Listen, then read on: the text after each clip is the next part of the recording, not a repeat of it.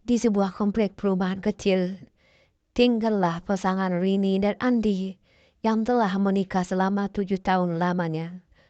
Mereka memiliki seorang putri berusia 5 tahun, bernama Naya. Keluarga ini tampak harmonis di luar, tetapi di dalam rumah hubungan Rini dan Andi sering diliputi ketegangan.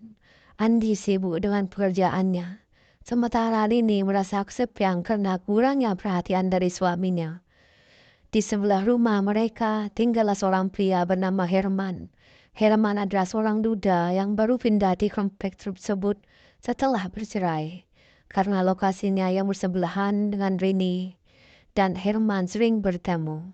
Awalnya hubungan mereka sebatas tangga biasa, saling menyapa dan membantu, namun lambat laun kedekatan itu berubah menjadi sesuatu yang lebih hangat.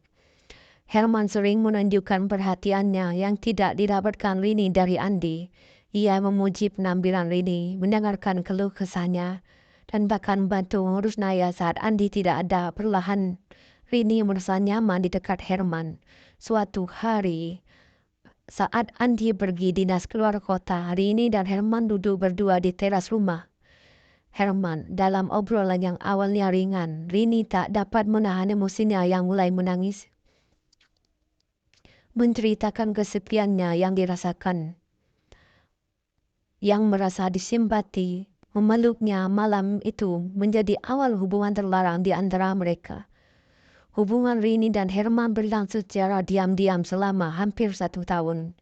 Namun, suatu hari rahasia itu terungkap. Rini menyadari bahwa ia hamil lagi. Andi sangat senang mendengar kabar itu, tetapi di dalam hatinya Rini diliputi rasa takut. Bayi yang dikandungnya bukanlah anak Andi, melainkan Herman. Ketegangan memuncak ketika Andi mulai curiga. Ia menemukan percakapan menjagakan di ponsel Rini yang melibatkan Herman. Setelah mendesak Rini untuk mengaku, rahasia itu akhirnya terbongkar. Andi hancur mengetahui perselingkuhan tersebut dan bahwa bayi yang dikandung Rini bukan anaknya. Tetangga mulai memikirkan masalah ini, dan Rini menjadi bahan gunjingan di komplek. Herman, yang awalnya berjanji akan bertanggung jawab, justru menghindar. Ia merasa hubungan mereka tidak lagi bisa dilanjutkan. Andi akhirnya memilih untuk meninggalkan Rini. Ia mengajukan gugatan cerai dan mengambil hak asuh atas Naya. Sementara itu, Rini menjalani hidupnya barunya sebagai seorang ibu tunggal, dibayangi rasa bersalah yang mendalam. Herman di sisi lain pindah dari komplek tersebut untuk menghindar dari rasa malu. Setelah perpisahan dengan Andi, Rini menjalani hari-harinya dengan berat.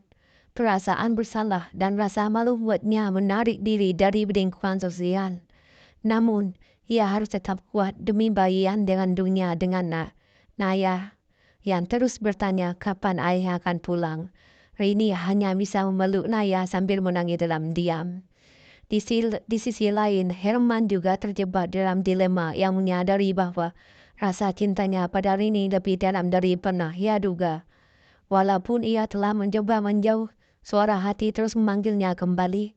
Suatu malam, ketika hujan deras mengguyur kota, Herman berdiri di depan rumah Rini dengan perasaan gelisah.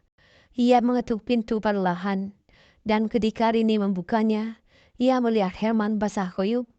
Aku tahu aku salah, dan aku bukan pria yang baik. Tapi aku tidak bisa membiarkan kamu hadapi ini sendirian.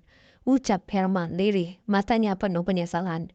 Rini terdiam. Untuk pertama kalinya dalam beberapa bulan, ia merasa ada seorang yang benar-benar peduli padanya, namun hatinya masih diliputi luka dan keraguan.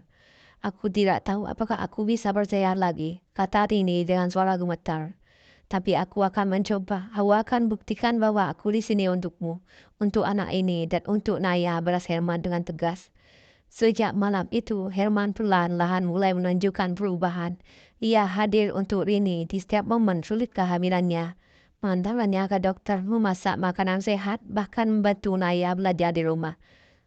Tetangga yang tadinya mencibir mulai melihat Herman dengan cara berbeda. Mereka melihat orang pria yang berusaha memperbaiki kesalahan dan menunjukkan cintanya. Saat bayi itu lahir, Herman berada di ruang persalinan, menggenggam tangan Rini erat-erat ketika suara tangisan bayi memenuhi ruangan. Air mata Herman tumpah. Ia berjanji pada dirinya sendiri untuk menjadi ayah yang baik bagi anak itu. Mereka menamai bayi perempuan itu Hamara, yang berarti penuh cinta.